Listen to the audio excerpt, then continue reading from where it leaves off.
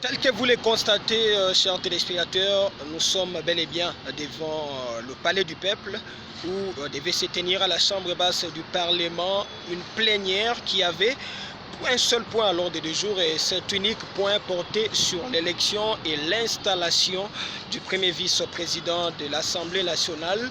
C'était la décision qui avait été prise par le bureau de l'Assemblée contrairement à la volonté du Conseil d'État qui avait été saisi par Jean-Marc Kaboul et qui avait écrit au bureau de l'Assemblée pour leur demander de s'asseoir à cette élection.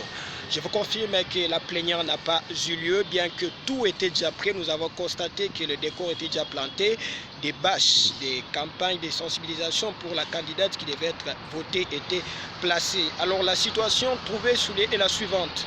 À partir de 8 heures, il y a eu une forte présence policière qui avait quadrillé l'Assemblée nationale, le Palais du Peuple, comme il faut le dire. La plénière était prévue à 10 heures et à partir de 10 heures, les députés ont commencé à venir l'un après l'autre, mais les policiers qui avaient quadrillé n'ont pas autorisé à un seul député d'accéder au sein de l'hémicycle. Alors les députés étaient furieux, plusieurs ont prouvé leur mécontentement, mais un peu après, ils ont commencé à se retirer l'un après l'autre.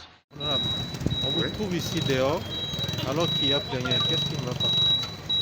Bon, la police nous empêche d'accéder et nous ne comprenons pas. C'est d'abord une atteinte à l'inviolabilité du Parlement, qui est consacrée dans la Constitution. Et deuxièmement, une violation du principe de la séparation des pouvoirs.